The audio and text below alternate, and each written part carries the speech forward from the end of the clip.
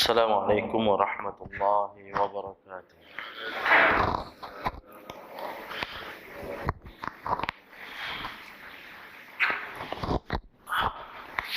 Alhamdulillahi rabbil alamin, wassalatu wassalamu ala asyrafil anbiya wal mursalin wa ala alihi wa sahbihi ajma'in. Subhanaka la ilma lana illa ma 'allamtana innaka antal alimul hakim. Rabbi shrah li sadri wa yassir li amri wa halul 'uqdatam min lisani yafqahu qawli. Ya muallima Ibrahim al-hikmata 'allimna, ya mufahhima Sulaiman fahimna fafahamnaha Sulaiman. Wa kullan atayna hukma wa 'ilma wa sakharna ma'a Daud al-jibali yusabbihna wat-tayru kunna fa'ilin.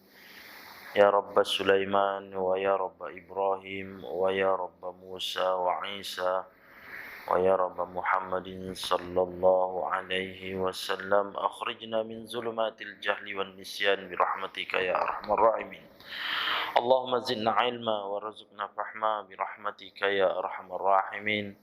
Allahumma nawwirna bi nur ilmik wa ab'idna an-nisyan bi rahmatika ya arhamar rahimin. Allahumma rzuqna fahman nabiyyin wa hifzal mursalin wa ilhamal malaikatil muqarrabin bi rahmatika ya arhamar rahimin. Alhamdulillahi rabbil alamin.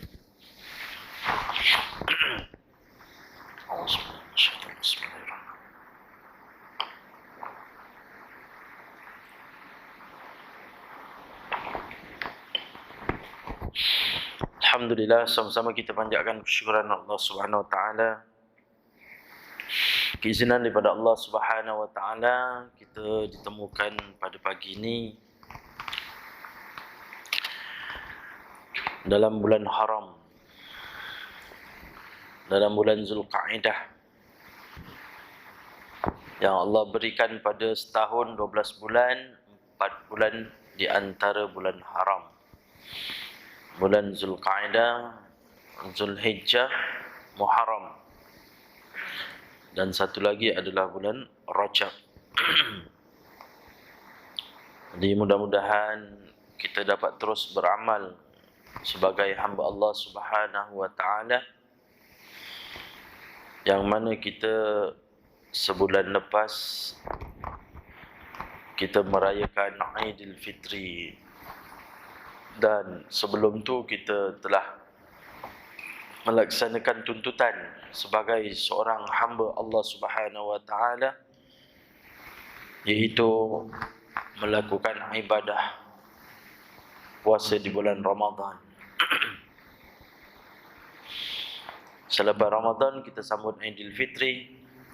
Aidil Fitri ini perayaan bagi umat Islam atas kemenangan melakukan ibadah puasa. Aid, perayaan kemenangan.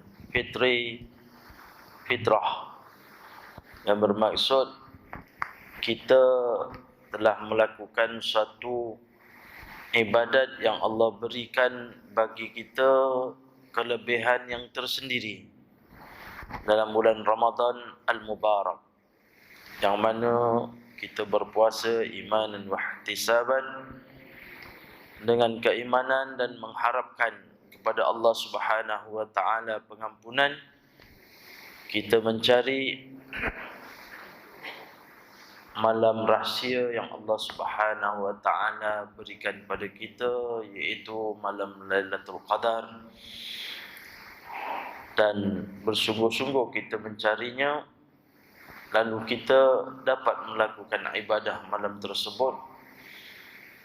Kemenangan dia ialah pada Aidil Fitri. Kembali kita kepada fitrah sebagai seorang hamba kepada Allah Subhanahu wa taala. Itu yang dimaksudkan Aidil Fitri. Dosa kita kosong, tak ada dosa lagi dah. Dan mudah-mudahan kita tidak corakkan dengan kehidupan dosa-dosa kita kembali. kita pelihara diri kita, di mana Allah Ta'ala jadikan kita tak lain tak bukan dijadikan adalah untuk mengabdikan diri pada Allah Subhanahu wa Ta'ala. Wa ma khalaqtul insi wal jin illa liya'budun. Jadi alhamdulillah kita dah habis dah Idul Fitri. Tahun ni rasa raya sakan kita. Dah hujung-hujung 28, 29, 30 Syawal, lagi berdirit-dirit rumah terbuka. Dah habis dah. Tapi tak tahulah kalau ada lagi sambutan Aidil Fitri. Sebab dia qada 2 tahun lepas. Dan rauh tahun ni jugalah raya yang rasanya memang beri kejutan pada kita. Apa taknya bila perayaan ini disangkakan pada hari Selasa, tiba-tiba hari raya pada hari Isnin. Kelang kabut keluarga, terutama kaum ibu. Sepatutnya lepas Isyak pukul 10 dah tidur. Ini tak tidur sampai pukul 2. Sebab fikirkan besok dah sabuk hari raya, nak makan ketupat lah, nak makan rendang lah. Tak apalah juga dapat masak. Di kalangan bapa-bapa yang belum sempat beli lauk, subhanallah, bintang pukang malam tu. Ada jemaah dah siap pakai pakaian nak pergi tarawih dah. Bila dengar berdentum-dentum bunga api, bertanya di kalangan keluarga, raya ke? Dah raya dah. Kat TV tak keluar, kat WhatsApp dah keluar. Cepat betul.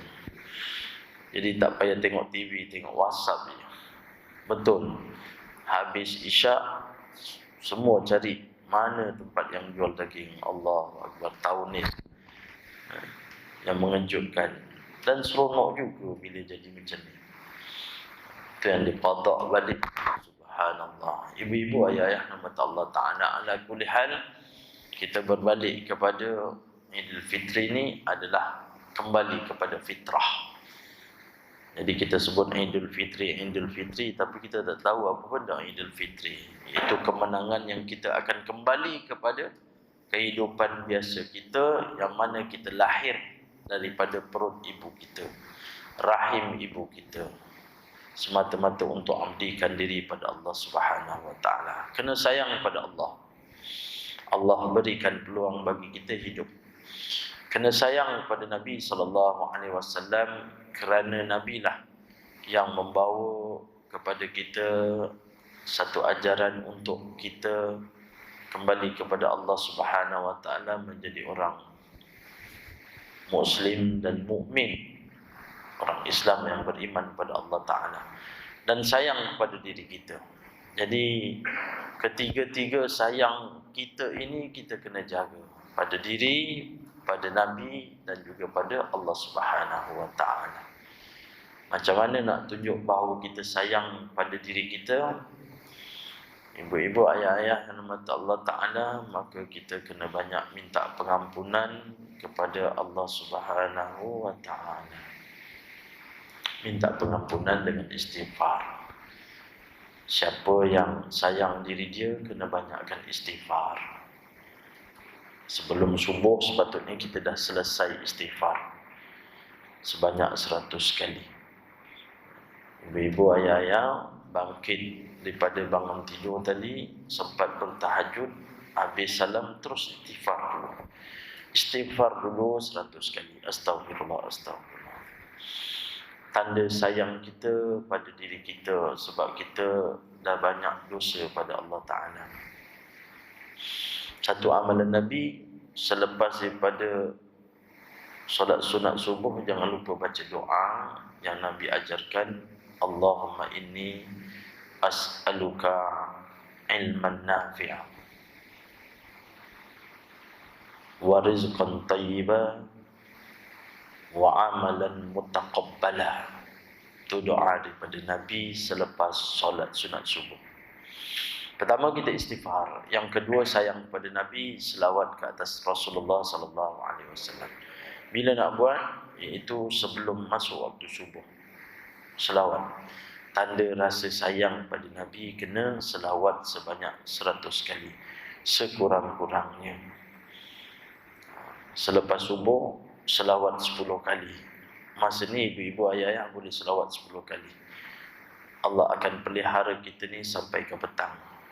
Sebelah petang lepas asar selawat 10 kali. Allah akan pelihara kita sepanjang malam sampai ke esok pagi.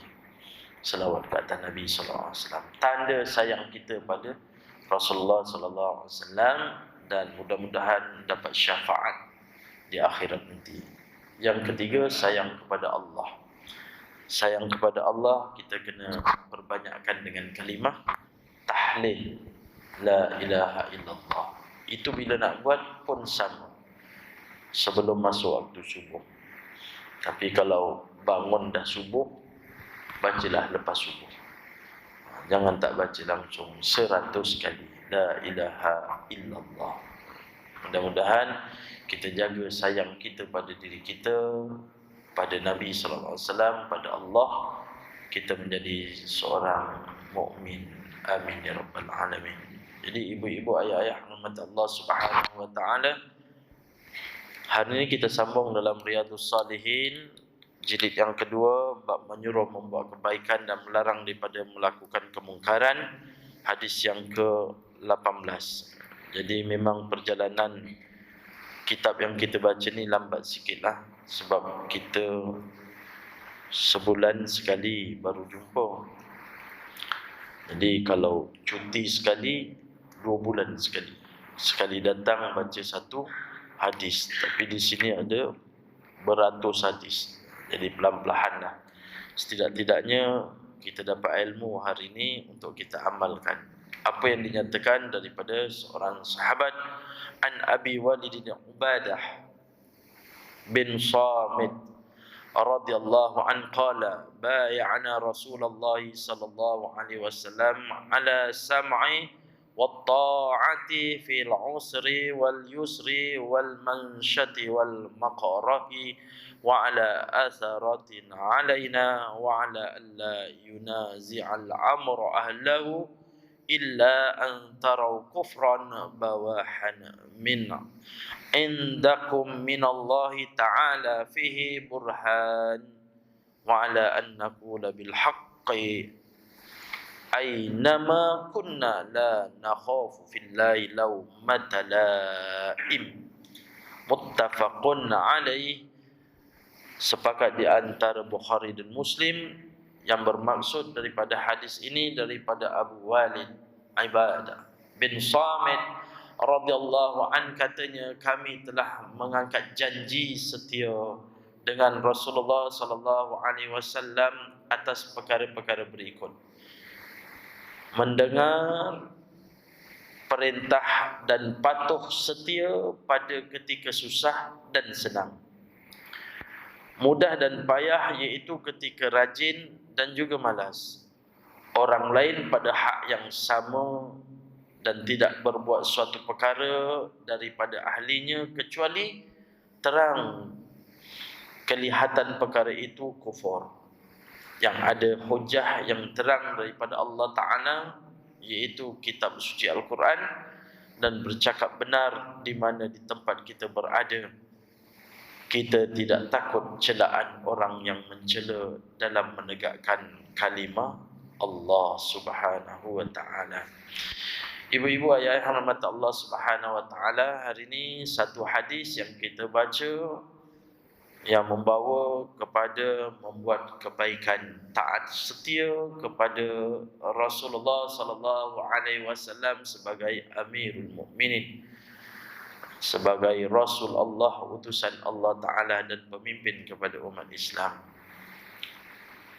Dan inilah di kalangan sahabat, bila beriman kepada Rasulullah sallallahu alaihi wasallam, mereka ini mengangkat kesetiaan, tak berubah, tak berbelah bagi, menuruti segala-galanya. Kerana apa yang dibawa oleh Nabi SAW tiada dusta. Maka inilah berlaku. Tak ada keingkaran. Bila berlaku keingkaran, mereka ni cepat-cepat minta pengampunan pada Allah Subhanahu Wa Taala. Pernah ke berlaku keingkaran di kalangan sahabat Nabi? Ada, ya, ada. Di antaranya kisah seorang sahabat di kalangan umat Islam yang orang pertama menjadi orang pertama membunuh orang kafir. Siapa orang Islam yang membunuh orang kafir? Yang pertama sekali ialah sepupu Nabi SAW.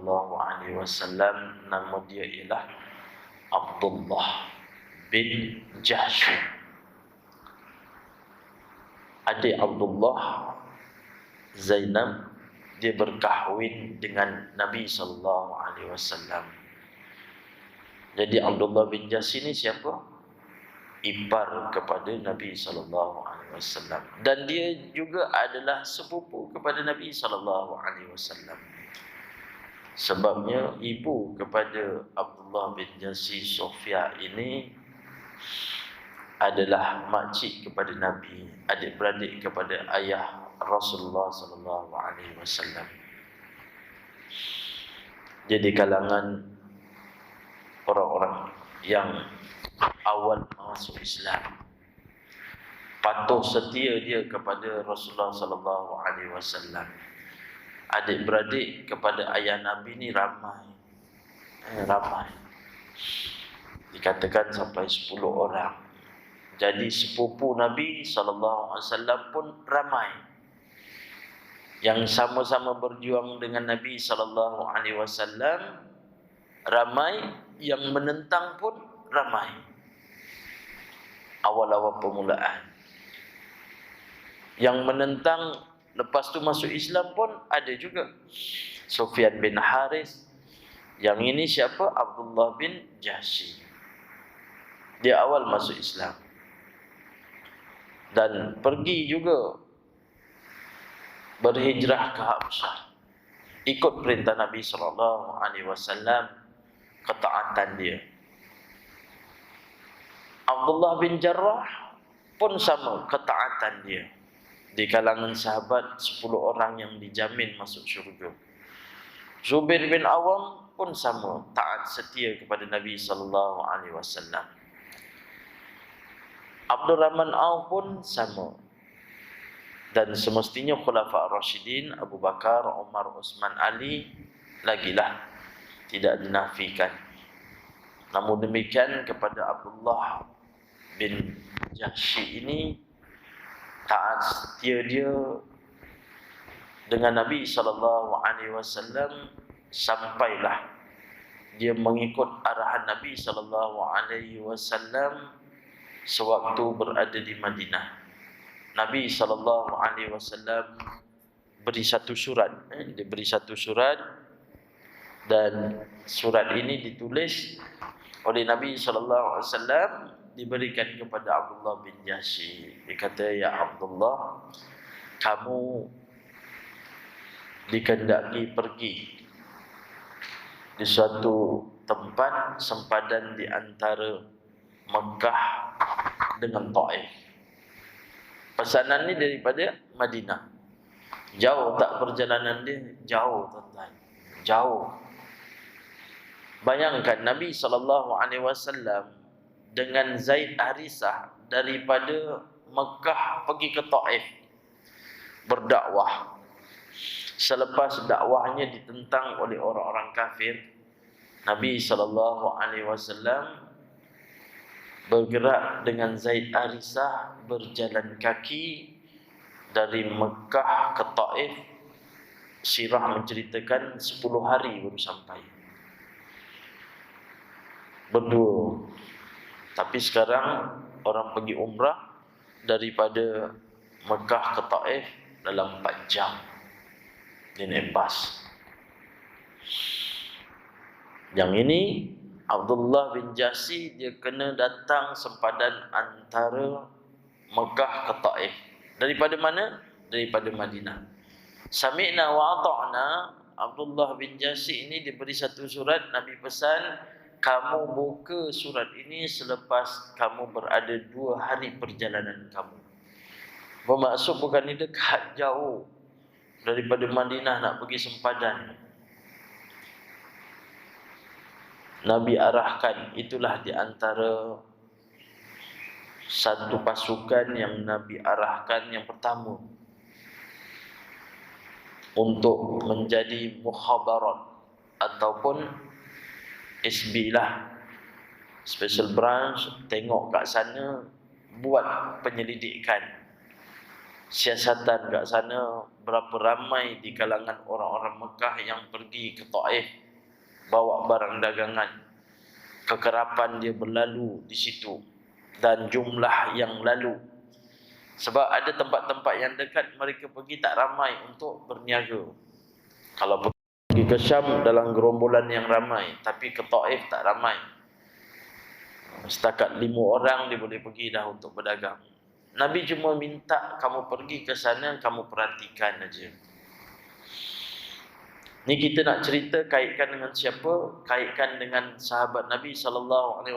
Sami'na wa ata'na. Dan sampai satu ketika dia ini pula dia melawan ataupun dia ingkar dengan arahan daripada Nabi SAW. Khutbah semalam pun cerita tentang pemimpin. Jadi Abdullah bin Jahsy ni buka surat tersebut selepas 2 hari. Dia beritahu pada rakannya, sahabat-sahabat lain, ada 7 orang, termasuk Abdullah 8 orang lah. Dia buka, dibacakan di hadapan sahabat-sahabat bahawasanya Nabi telah memberi pesanan supaya kita ini berada di sempadan antara Mekah ke Taif untuk memerhati. Dan tiada halangan bagi kamu, kata Abdullah bin Jahsy.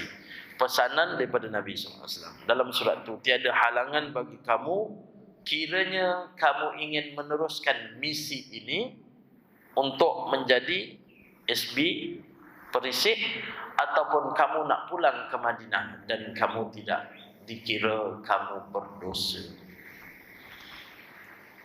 Abdullah Jahsy baca, dia bagi tahu pada para sahabat, kalau kiranya kamu nak pulang, rasa tak selamat duduk sini, takut ke, ataupun rasa tersiksa, boleh pulang. Sebab Nabi bagi tahu, aku akan hantar di kalangan sahabat-sahabat yang mempunyai ketahanan diri dia, yang sanggup tahan dahaga dan lapar. Tuan-tuan, ibu-ibu, ayah yang hormat Allah Ta'ala, inilah sahabat Nabi nak pergi menjadi perisik. Memang berlapar sungguh. Rupa-rupanya 7 orang ni dia tak pulang pun, tak balik ke Madinah. Dia teruskan ikut kepada Abdullah bin Jahsy. Maka kita akan tetap bersama, hidup bersama, mati bersama. Ini arahan daripada Nabi SAW. Tapi kalau balik pun Nabi tak marah. Berbanding macam Malik bin Ka'ab. Nabi SAW balik daripada perang Tabuk, Nabi diam aja, minta ampun, minta maaf. Nabi kata serah pada Allah Ta'ala. Gelisah dia 40 hari jadi orang miong kepala dia, jadi macam orang gila, tak dilayan oleh orang-orang Islam, diboykot ataupun dipulau lah. Jadi inilah berlaku. Abdullah tunggu. Bila berlaku peristiwa ni? Peristiwa ni berlaku sebelum 1 hari kedatangan bulan haram. Apa bulan haram ni? Zaman jahiliyah sendiri pun dia telah mengamalkan dan tak boleh. Apatah lagi dalam bulan Islam, Nabi pun larang untuk berperang. Bulan Zulkaidah, untuk sampai pada bulan haji ni, dia tak boleh perang. Bulan Zulhijjah pun sama, Muharram pun sama. Jadi ditunggu oleh Abdullah bin Jahsy, tunggu, tengoklah kabilah yang sampai lalu berapa orang. Tapi kali ini hari terakhir sebelum masuk bulan Haram. Peristiwa ini bila berlaku pada tahun 2 Hijrah. Nabi dah duduk 2 tahun kat bumi Madinah. Tahun tu juga adalah tahun berpuasanya umat Islam. Umat Islam berpuasa pada turunnya ayat Quran tentang puasa pada 2 Hijrah. Jadi masa tu Nabi SAW dah pesankan suruh merisik, dan dia pun tunggu. Dia nampak bawa barang dagangan ni, dia rasakan bahawa yang dia bawa oleh orang-orang Mekah nak pergi jual ke Taif ni adalah barang orang-orang Islam. Sebab orang-orang Islam tinggalkan barang-barang di kat Mekah, ikut Nabi SAW pergi Madinah. Rumah dia ni, dia bergeledah, dia masuk. Di antaranya ialah Abu Jahal. Abu Jahal masuk rumah Abdullah bin Jahsy. Bila tengok perkampungan Jahsy ni sunyi, menangis. Tak ada orang lagi. Sebab apa? Semua dah berhijrah. Abdullah bin Jahsy di antara orang kaya. Dia kaya. Dari puak Jahsy, dia kaya. Subhanallah. Bila-bila berlaku sedemikian, Abdullah bin Jahsy tengok barang dagangan orang Islam di bawah. Rumah-rumah yang dipecah tu ambil barang di bawah. Kalau kita cerita sekarang ni bukan macam itulah. Kalau tengok macam kita ni, tengok macam peti air saku je yang dibawa nak jual ni. Tengok macam mesin basuh aku je. Tengok sofa aku je ni dah naik lori ni. Macam itulah. Bila dia tengok ini barangan dengan orang Islam, dia pakat 7 orang. Dia kata macam mana? Adakah kita nak serang? Nak perang dengan dia? Tengok-tengok dia tak ramai, cuma 4 orang aja.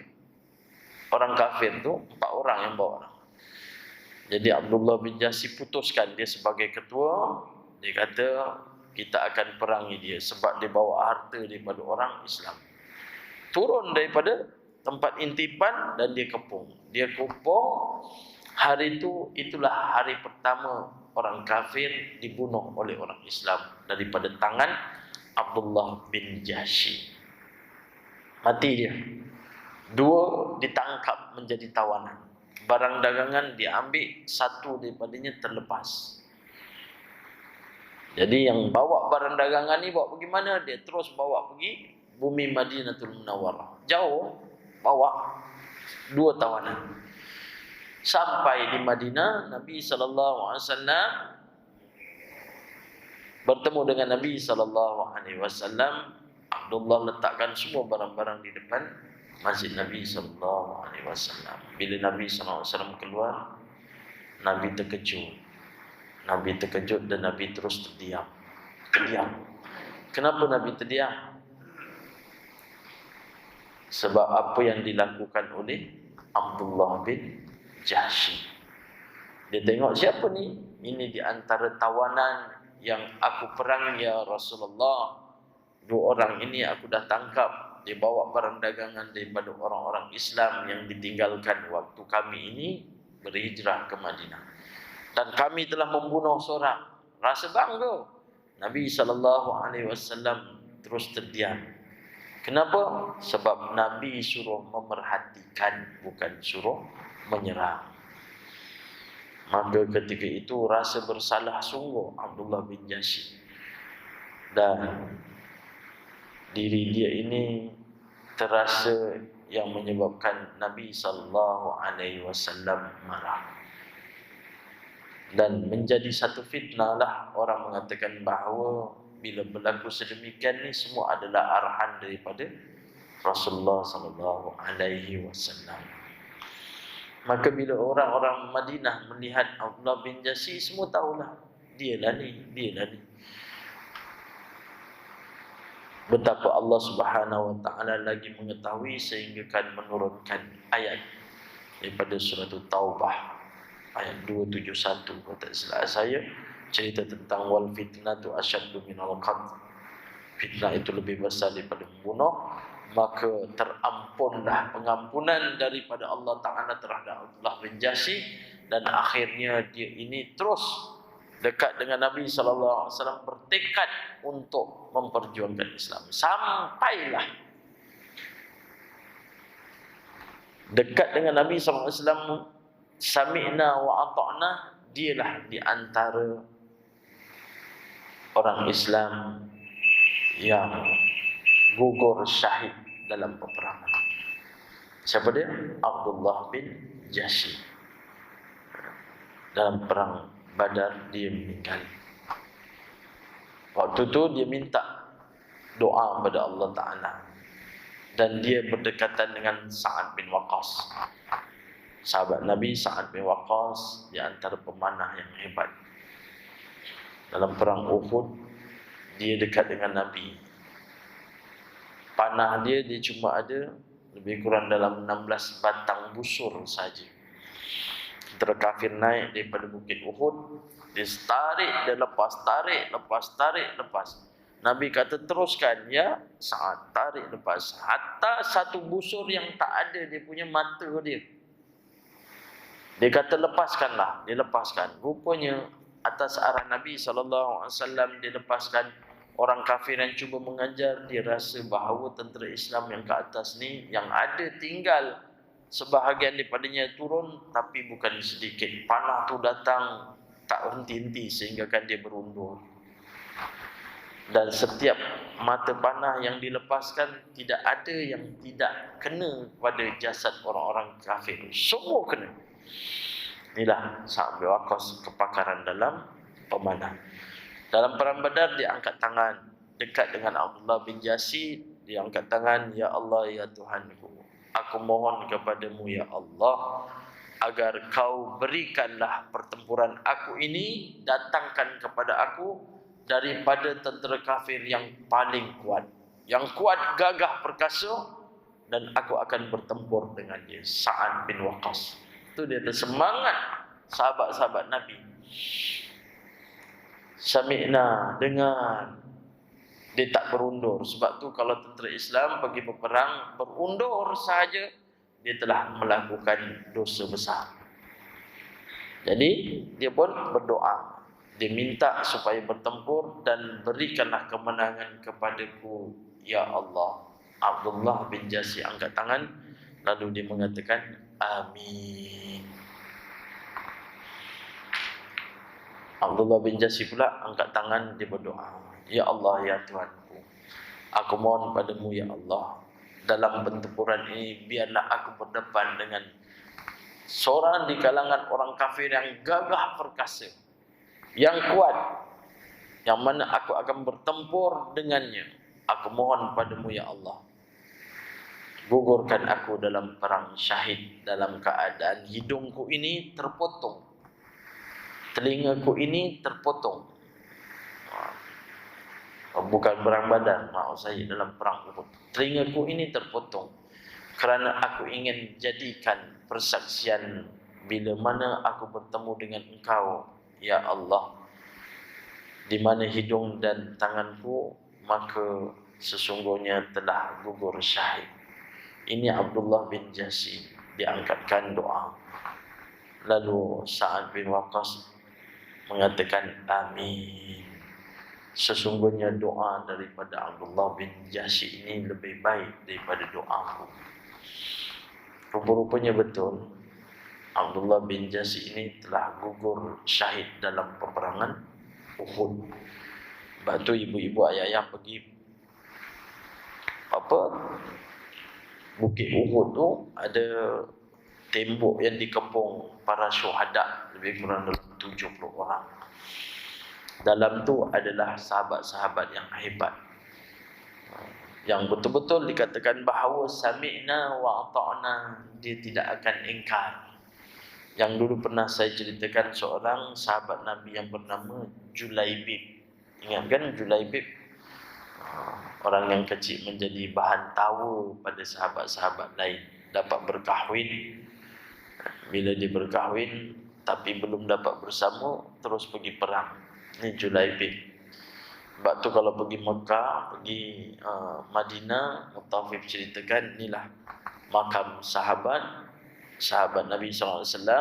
Yang pertama dia akan sebut makam Sayyidina Hamzah bin Abdul Muttalib.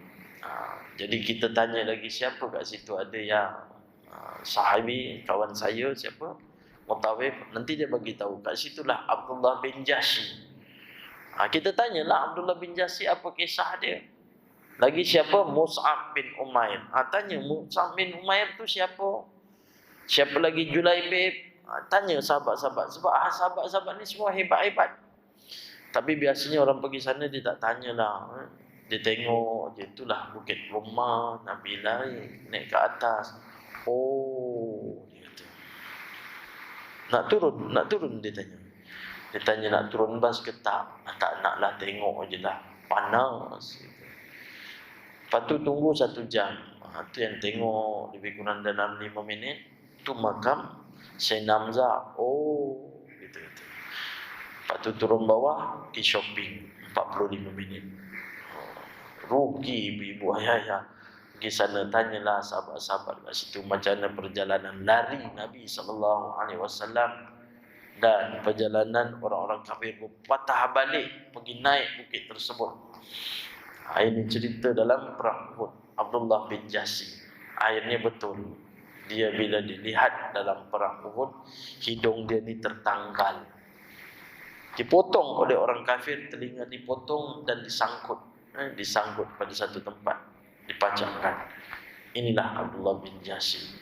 Allah berkenankan bagi dia. Subhanallah, maha suci Allah. Allah angkatkan dia gugur syahid. Ini sahabat Nabi. Sami'na wa ata'na. Tak berganjak iman dia. Sama juga kita ni tak pergi perang pun, tapi janganlah iman kita berganjak. Daripada dah buat baik, kita berubah. Daripada baik jadi tak baik. Tetapkan keimanan. Macam mana nak tetapkan keimanan ibu-ibu, ayah-ayah rahmat Allah Subhanahu wa taala? Di antaranya yang pertama ialah kita mohon pada Allah Subhanahu wa taala agar kita menjadi orang yang faqihu fiddin. Orang yang Allah berikan pada dia dengan kefahaman Islam. Ini di antara tanda-tanda orang yang bertakwa, orang saleh. Allah berikan pada dia ini tentang faqihu fiddin.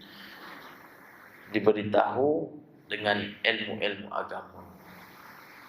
Jadi jangan putuslah diri kita ini untuk terus belajar. Sebab ilmu agama sekarang banyak di antara orang langgar je. Termasuklah yang fatwa sekarang di kalangan negara-negara luar pun sama. Dalam handset kita ada apa? Ada apps Al-Quran kan? Al-Quran. Kadang orang baca Quran dia pakai handset aja. Jadi boleh dibaca di mana-mana. Betul, boleh dibaca di mana-mana. Tapi bila kita pegang handset ni, kita buka app, tengok apps Quran, dalam keadaan kita tidak ada wuduk, kita sentuh jari kita pada tulisan-tulisan Quran tu, tolak-tolak tu. Tak ada wuduk, kita tolak tu, kita berdosa. Tapi kita tak tahu. Kenapa tak tahu? Sebab kita pun tak belajar. Tapi mudah-mudahan hari ini kita dapat ilmu faqihu fiddin. Allah datang kepada kita dengan kefahaman agama. Rupa tak boleh. Orang petikai nikah kat masjid, orang marah. Salah ketika masjid. Orang sekarang banyak pertikaikan benda-benda yang remeh, yang dijadikan, dikatakan bahawa satu isu yang besar. Banyak solat Jumaat, banyak orang tanya nak angkat tangan ke tak angkat tangan. Ya Allah, Ya Rahman, imam baca tu nak angkat tangan ke, nak aminkan ke tidak. Baca doa khutbah kedua untuk muslimin, muslimat tu adalah rukun. Jadi nak angkat tangan, nak amin ke tidak, terpulanglah tuan-tuan. Kalau seandainya tuan-tuan nak angkat, tak nak angkat, ikutlah tuan-tuan. Tapi memang tidak ada hadis mengatakan angkat tangan, tapi kita mengatakan amin. Tapi disebabkan tak faham, kita tengok sebelah orang angkat, sebelah orang tak angkat. Mana satu kita nak buat? Itu jadi pening tu. Sebab tak ada di antara hadis Nabi. Itu yang dibahaskan sekarang. Salah tak kita angkat tangan? Salah tak? Tak salah. Tak salah. Tapi Nabi buat tak? Nabi tak buat. Jadi nak angkat tak? Tak payah angkat. Kalau tak angkat salah tak? Tak salah. Dah. Di antara dua khutbah kita angkat tangan. Kita doa. Betul, di antara dua khutbah tu salah satu daripada doa yang mustajab. Kita nak aminkan ke kita nak baca doa? Selalunya imam kadang dia berselawat. Kita nak aminkan ke kita nak baca doa? Terpulanglah tuan-tuan. Tuan-tuan baca doa sendiri pun boleh. Kalau tak tahu tuan-tuan nak baca apa, Bilalkan baca Rabbana atina fid dunya hasanah. Ada setengah-setengah masjid Bilal baca Rabbana atina fid dunya hasanah. Kita amin. Tapi kita bacalah doa kita, tak jadi masalah. Tapi itu diperbahaskan. Subhanallah. Kita yang orang awam ni jadi pening. Nak ikut mana satu. Ni kita belajar faqihu fid din, di antara tanda-tanda yang kita ni kena bawa pada diri kita. Tu. Yang kedua, kita kena tinggalkan segala maksiat yang kita tahu, tinggalkan. Buang ibu-ibu ayah-ayah. Apa-apa sahaja. Beberapa kali saya bagi tahu ceramah-ceramah saya, kelas saya kata jadilah orang yang baik. Nak tahu orang yang baik ada 4. Pertama, orang yang suka perkara baik. Tengok aja perkara baik dia suka. Ini orang yang baik, dia suka perkara baik. Yang kedua, dia suka berkawan dengan orang yang baik-baik. Yang ketiga, dia suka buat baik. Yang keempat, menyesal kalau tak boleh buat baik. Faham? Kalau suruh orang lagi, memang dah tak ingat dah apa benda Ustaz cakap. Yang aku ingat tu baik je, apa benda yang baik. 4. Pertama, suka perkara baik. Yang kedua, suka dekat dengan orang yang baik-baik. Yang ketiga, suka buat baik. Yang keempat, menyesal kalau tak dapat buat baik. Tuan-tuan orang baik, jangan cakap kita baik. Siapa cakap diri dia baik, dialah orang yang tak baik. Nak tahu baik seseorang, orang menyatakan diri kita baik. Jiran kata kita baik, barulah kita baik. Ibu-ibu ayah rahmat Allah Ta'ala. Sebab tu balik-balik tadi, maka sami'na wa ata'na, kita taat pada Allah dan Rasul. Dengar kata dia, di antara yang tadi, Allah akan beri pada kita ketaban untuk faqihu fiddin. Kedua, tinggalkan maksiat. Yang ketiga, cepat-cepat kita kalau nak buat baik. Selalu suka buat baik. Itu yang ketiga. Yang keempat ialah orang yang fikirkan yaumul akhirah. Yaumul akhirah iaitu hari yang akan datang. Malam tadi dapat telefon, Ustaz, pukul 11. Saya kalau telefon dalam pukul 11, 11.30 ni memang selalu telefon berita mengejut lah ni. Ni cerita apa pula ni? Dapat berita, rupanya Abang Lias meninggal. Kenal kan? Abang Lias, Kak Lin, menantu Ambiah. Hari tu baru kerja kahwin. Mungkin meja kenal lah. Saudara tu meninggal. Allahu Akbar. Kita tak tahu cerita tentang yaumul akhir. Ada orang yang kita sangka dia sihat, tapi dia pergi dulu. Ada satu kisah hamba Allah ni, dia hidup seperti biasa. Baru kahwin, usia baru awal 40-an. Anak kecil lagi. Seorang usia 10 tahun, 8 tahun. 4 tahun. 4 tahun. Seorang lagi kecil, baru 2 tahun. Isteri pergi kerja. Suami pun pergi kerja juga. Tapi anak-anak diurus oleh suami. Sebab isteri pergi kerja jauh, isteri pergi awal. Jadi yang uruskan anak semua suamilah. Sebelum pergi, suami dia nak masuk bilik air. Okey bang, pergi dulu. Ya, jalan baik-baik. Suami dia sihat dia. Suami dia pun uruskan anak-anak. Dah uruskan, dia pun pergi mandi. Dia mandi sampailah beberapa jam. Suami dah sampai tempat kerja, dah sampai pejabat. Tiba-tiba sampai jam 10 anak dia turun daripada tempat bilik dia keluar rumah. Nampak jiran sebelah sedang bersihkan kereta. Jiran pun cakap, "Kakak, ayah mana?" Dia kata, "Ayah sakit. 4 tahun ayah sakit." "Sakit kat mana?" "Kat atas." Jiran sebelah pergi sebelah tengok.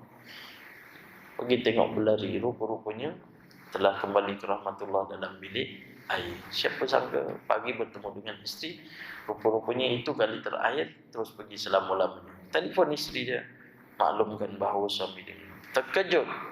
Nak cerita tentang yaumul akhirah, dia pergi kepada Allah Ta'ala. Fikirkan diri kita ini untuk, sebab tu kalau orang dia faham tentang agama, dia akan tertanya pada dia akan rasa takut. Bila kita akan mati, kita rasa takut. Takut tak bila sebut rasa mati? Takut. Bila kita akan mati dan di mana kita mati? Dua persoalan tu kalau tanya, ya Allah, kita rasa takut. Sebab itulah fikirkan untuk hari akhirat. Faqihu fiddin, tinggalkan maksiat, buat baik. Yang keempat, fikir hari akhirat. Jaga ni. Di antara yang kelima, solat jangan tinggal, puasa kita jangan tinggal, sedekah kita jangan tinggal. Setiap hari buatlah. Diajarkan pada kita, setiap waktu ada malaikat yang bersama dengan kita, tapi ada malaikat khusus dalam waktu-waktu sehari ini, iaitu malaikat yang khusus datang. Nama dia malaikat subuh. Subuh ni ada malaikat khusus. Sebab tu ibu-ibu, ayah-ayah pergi kat kedai, nak salih ke kedai mana bel-bel ke, cari minyak wangi. Ada minyak wangi tu nama dia malaikat subuh. Betul tak? Pernah jumpa? Tak pernah jumpa. Minyak wangi nama dia malaikat subuh. Saya jumpa beberapa kali, tengok, oh ni minyak wangi malaikat subuh. Tapi saya tak jumpa minyak wangi malaikat isyak. Tak ada. Malaikat zuhur pun tak ada. Malaikat subuh khusus. Sebab tu subuh kena jaga ibu-ibu, ayah-ayah kena jaga. Sebaik-baik daripada kita dengan amalan nak sedekah, sedekahlah waktu subuh. Angkatkan doa. Infak, patut angkat doa. Jadi nak infak kat mana? Infaklah kat masjid. Sebaik-baiknya sebelum datangnya syuruk. Maknanya sebelum datangnya syuruk ni 7-2 minit sebelum tu. Macam mana Ustaz? Saya ni hari Sabtu Ahad datang masjid, hari lain tak datang. Kalau tak datang, kita kongsi samalah ilmu ni. Ibu-ibu banyak berhari raya beli kuih raya kan, bertelap-telap kuih raya tu. Jadi telap plastik tu jangan buang. Jangan buang. Nak tabuk boleh, tak tabuk pun boleh. Tulis kat luar daripada telap tu, tulis tabung subuh. Jadi ibu-ibu tak pergi masjid, setiap pagi bangun pagi lepas main subuh, ambillah sebahagian daripada nafkah tu, RM1 ke 50 sen ke, masukkan dalam tabung tu. Lepas tu tutup, letak kat rumah. Setiap hari. Lepas masukkan, lepas tu angkat tangan. Dalam bilik, ya dalam bilik lah, sebab kita tak pergi masjid. Sebab ada nak bekerja. Maka lepas subuh tu masukkan. Cukup sebulan, cukup 2 minggu, bawa tabung tu, hari siang ke petang ke, masukkan dalam masjid. Semua. Jangan dah sampai sebulan pergi kat tu buka, tengok kat masjid, ini banyak pula dia. Dia pun masuk 3-4 keping, lain simpanlah, ni buat isi minyak. Tu tak boleh. Itu hak siapa? Hak sabil tu jangan ambil. Sebab kita tak pergi masjid. Kemaslahatan masing-masing bekerja. Suami pergi, saya sembahyang kat rumah. Ibu-ibu boleh buat macam tu. Tak kisahlah. Kita dapat RM1, masuk RM1. Kalau 5%, 5%. Kalau kat rumah kita masukkan 5 sen pun orang tak tahu. Yang tahu siapa? Allah aja. Tapi Allah tak cakap 5 sen aja. Tak. Allah tanya pada hati-hati kita, ikhlas tak ikhlas. Itu jangan tinggalkan. Itu jangan tinggalkan. Jadi kita tengok pengajaran daripada hadis ni. Yang pertama, dinyatakan dalam kitab ini, mendengar perintah dan taat kepada pemerintah ulul amr daripada kalangan umat Islam adalah wajib jika apa yang diperintahkan itu bukan maksiat. Kita terfahamlah dengan ayat ni.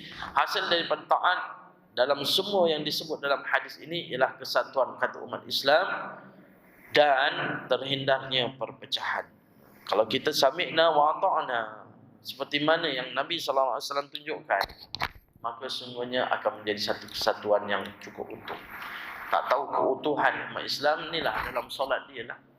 Sebab tu orang kafir nak tengok, dia nak cuba hancurkan Islam, dia tengok, datangkan mabahis mukhabarat orang kafir, tengok orang Islam dalam pemerintahan Sayyidina Umar. Patah balik, dia kata, aku lihat pada waktu subuh seumpama hari Jumaat orang datang menunaikan ibadah solat. Tak berani dia untuk serang waktu pemerintahan Sayyidina Umar. Subuh macam Jumaat. Hari Jumaat kan penuh kan parking.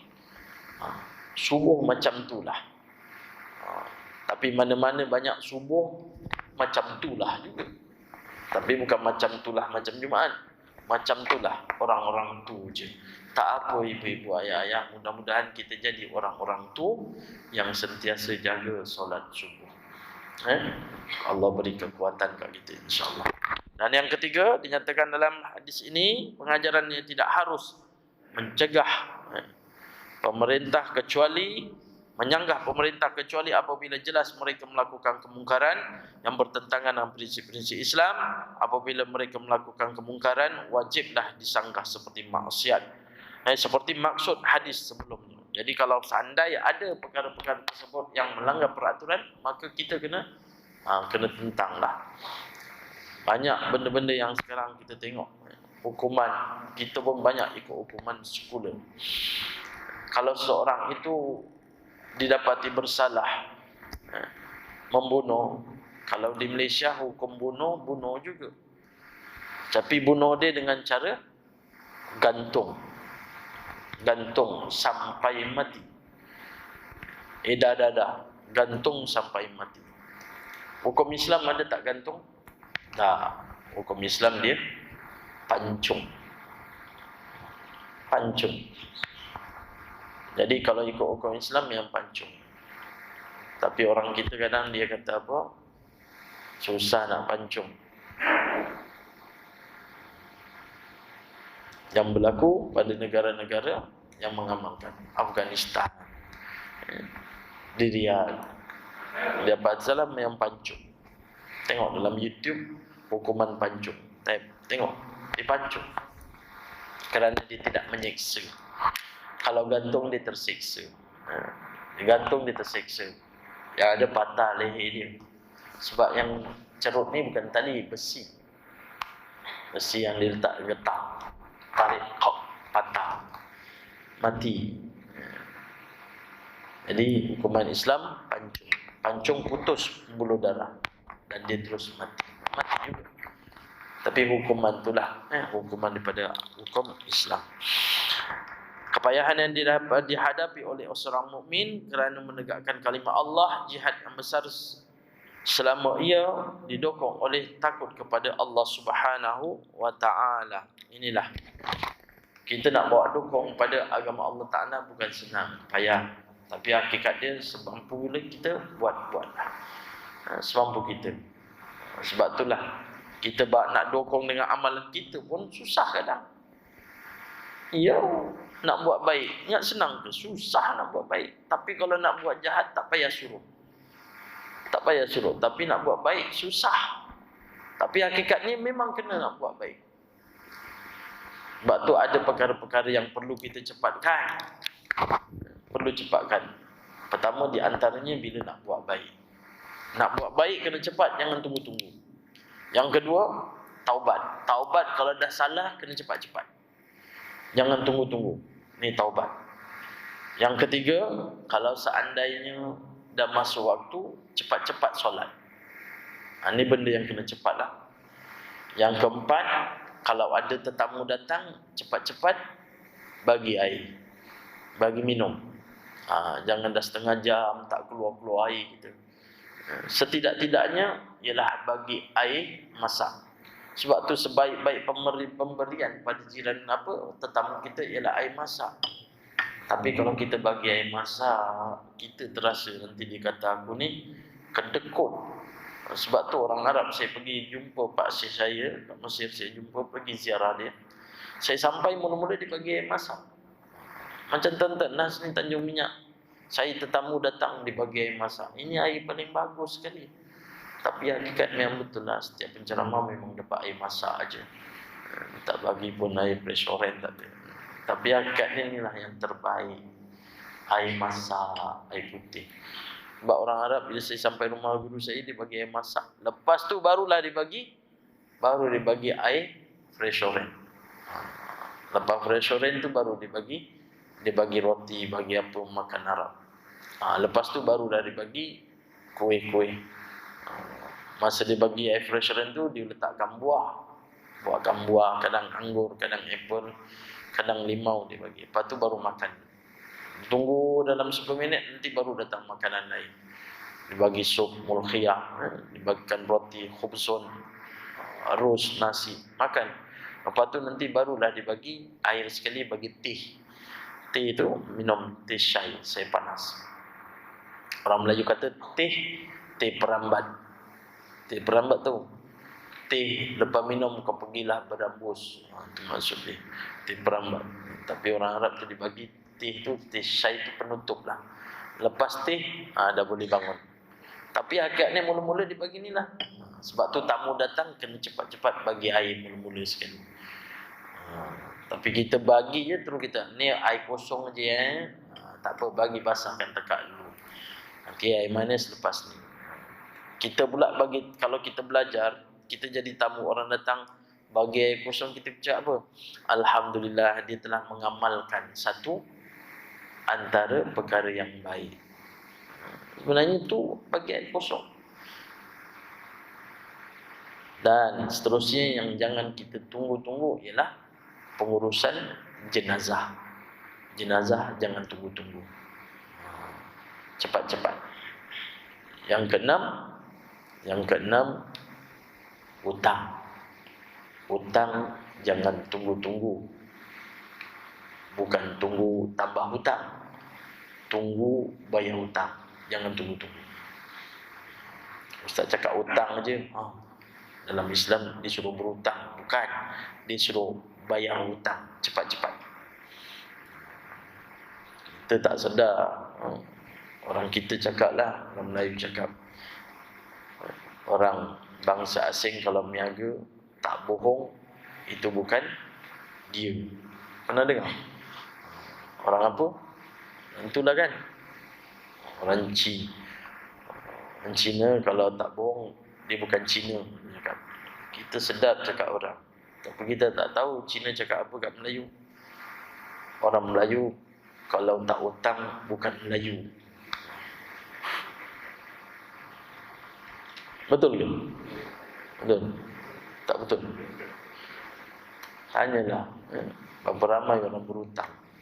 Termasuk yang cakap pun berhutang. Buat rumah hutang, bayar. Kerajaan bagi. Bayar sikit-sikit. Orang kita kadang hutang belum habis, dah standby dah nak cari tukar lain. Itu bukan Melayu. Dia cakap pada kita. Tak habis. Yang terakhir, yang kena cepatkan apa dia? Pusaka. Pusaka kena cepat. Berlakulah sekarang bergaduh. Berapa orang jumpa saya, macam mana Ustaz? Itu. Mak tinggalkan harta banyak, dah bagi dah, elok-elok dah bagi semua adik-beradik. Sakping tanah 4 ekar, belah terus bagikan 10 bahagian. Dan macam petak dam, 1, 2, 3, 4, 5, 6. Jadi siapa yang ada duit, buatlah rumah dulu. Ya, tapi jalan besar dia pun buat rumah yang depan.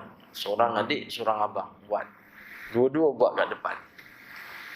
Akhirnya dia buat betul-betul, dia ambil sempadan antara tengah dengan tengah tu, ambil sempadan tengah-tengah. Naikkan tembok. Dia tak fikir masa nak naik. Lepas tu bila mana ada lagi yang nak buat, tak lalu mana? Lalu mana tuan-tuan? Nak buat flyover. Akhirnya tanya, minta sebelah. Cakap tak fikir, tengok tembok ni dah naik. Macam nak naik, mintalah yang sebelah. Yang sebelah kata, kalau aku bagi yang sebelah ni, aku punya tanah ni dah betul naik tembok engkau punya dah penuh. Aku punya ni dah tinggal ni bahagian aku. Aku punya longgang ni betul-betul lah kat ni. Kalau seandainya aku bagi 10 kaki, longgang-longgang aku pun pecah. Subhanallah. Akhirnya jadi apa? Jadi gaduh. Sebab tu kita belajar silaturahim. Silaturahim tu sebenarnya apa? Sil, hubungan. Rahim daripada perut ibu. Yang dikatakan bahawa memutuskan silaturahim ni memutuskan pertalian darah adik-beradik. Dia tidak akan dimasukkan dalam syurga Allah Ta'ala. Hati-hati. Tapi ada, dia tak tegur. Kalau dia belajar, fikirkan yaumul akhirah, dia tak jadi macam tu. Ambillah tanah tu. Ada yang kita ada ni, bagikan pada anak. Sebelum mati kita bagi tanah. Ni tanah ni sekian-sekian. Ni untuk Along, ni untuk Angah, ni untuk Acik. Habis ayah semua dah bagi dah, ni untuk ayah pun. Mana untuk ayah duduk ni semua dah dibagi anak-anak. Tak apa, ayah punya tempat ada tanah wakaf. Mana tempat tanah wakaf? Sudah 5x3. Ini sementara ayah ada, ayah duduk kat sini. Rumah ayah. Tapi inilah rumah yang akan bagikan pada adik bongsu. Adik bongsu ni pun mengandung dengan ayah, dia jaga ayah. Tak apa, dia duduk sini. Tapi sekarang berlaku macam tu lah. Subhanallah. Gaduh. Macam mana? Kalau tak faqihu fiddin, tak tahu tentang agama, kesian. Kesian dari siapa? Kesian mak ayah. Tak kesian ke kita tengok mak ayah menangis dia dalam kubur, tengok anak-anak bercakaran. Doa daripada dia melahirkan anak supaya anak jadi anak yang soleh. Doakan dia. Tapi bila mana dia pergi, Allah, dia menangis. Tapi tak boleh buat apa lah. Dia bercakap pun kita tak dengar. Sebab tu orang yang diusung dalam jenazah ni, dalam keranda, dia bercakap tak? Dia bercakap. Qaddimuni, qaddimuni. Orang meninggal tu diusung dalam keranda, dia bercakap. Qaddimuni, qaddimuni, dalam hadis. Tapi suaranya kita tak kedengaran. Yang dengar hanya makhluk lain. Jin dengar, haiwan dengar. Cepatkanlah, cepatkan. Kalau kita pun bawa jenazah, tiba-tiba mayat kata qaddimuni, qaddimuni, bawa van jenazah, qaddimuni, qaddimu, cepatkan, cepatkan. Kalau kita bawa van lah, duduk sebelah driver pun dengar mayat bercakap, cepatkan, cepatkan. Ingat driver pun turun, kau bawa lah sendiri gitu. Sungguh. Tapi itulah hakikat dia. Dia akan bercakap. Dah mati dia pun bercakap. Tapi kita tak kedengaran. Tapi kita tahu. Mana kita tahu? Sebab kita belajar. Sebab tu kena rasa insaf. Tengok jenazah. Masa aku tak tahu. Sebab tu kena jaga hati kita ni. Jangan sampai lari pada 3 waktu. Pertama, hati kita kena jaga. Jangan sampai lari daripada Quran. Itu pertama. Setiap hari kena baca Quran. Dulu saya bagi tahu, baca Quran. Qul Allahu ahad 3 kali menyamai satu Quran. Ibu-ibu, ayah-ayah baca Fatihah 3 kali menyamai satu Quran.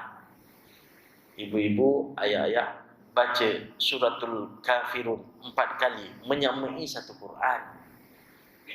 Ibu-ibu, ayah-ayah baca suratul Zalzalah 2 kali menyamai satu Quran. Banyak kalilah khatam. Ya, kalau nak baca. Ibu-ibu, ayah-ayah baca surah Yasin sekali menyamai 10 kali khatam Quran. Yasin. Sampai habislah, jangan Yasin aja. Yasin. Alhamdulillah dah khatam. Yasin. Oh, 2 kali khatam. Habiskan. Sebab itulah dipesan juga Allah yang kamu setiap hari jangan lupa untuk baca surah Yasin sebelum masuknya waktu subuh. Yasin 10 kali. Yang kedua, hati kita jaga, iaitu ketika mana kita ini dalam keadaan sendirian. Sendirian hati kita. Maksudnya apa? Kita bertahajud. Bertahajud hati kita dengan Quran, dengan tahajud. Yang ketiga, jaga hati kita, iaitu jangan sampai kita tidak belajar. Kena belajar. Sebab tu bila ada belajar, kita datang. Unzur ma qal wala yanzuru man qal. Apa dia kata? Dengarlah apa yang dia cakap. Jangan tengok siapa yang cakap. Ada majlis ilmu, ustaz siapa tu? Oh, ustaz tu kena pergi, ustaz. Tak apa, datang aja. Mungkin ustaz tu kita tak kenal, tapi banyak pengajaran kita boleh ambil. Jadi ibu-ibu ayah yang rahmat Allah Ta'ala, lesu je masing-masing tengok muka saya. Mana tak lesu dah 7.40 dah. Jadi saya rasa cukuplah setakat tu. Pagi ni saya doakan ibu-ibu Allah kuatkan keimanan, diberi kesihatan yang baik, kewalafiatan yang waras, kita boleh beribadah kepada Allah Subhanahu wa taala. Dan mudah-mudahan pertemuan kita bukan di sini saja. Allah satukan kita satu ketika nanti dalam syurga Allah Subhanahu wa taala. Amin ya rabbal alamin. Aqulu qawli hadza astaghfirullah li wa lakum. Subhanakallahumma wa bihamdika asyhadu an la ilaha illa anta astaghfiruka wa atubu ilaik. Bismillahirrahmanirrahim. Wal 'asri innal insana lafi khusr illa alladzina amanu wa 'amilus shalihat wa tawassaw bil haqq wa tawassaw bis sabr. Alhamdulillahirabbil alamin. Wassalatu wassalamu ala asyrafil anbiya wal mursalin wa ala alihi washabbihi ajmain. Allahumma ja'al jam'ana hadza jam'an marhuma wa tafarruqana min ba'di tafarruqan ma'suma. Allahumma afina min kulli bala'i dunya wa azabil akhirah wa syarrid dunya wa syarril akhirah. Ghafirallahu lana wa lakum ya karim bi rahmatika ya arhamar rahimin. Wa sallallahu ala sayyidina Muhammad wa ala alihi washabihi wasallam. Alhamdulillahirabbil alamin. Assalamualaikum warahmatullahi wabarakatuh.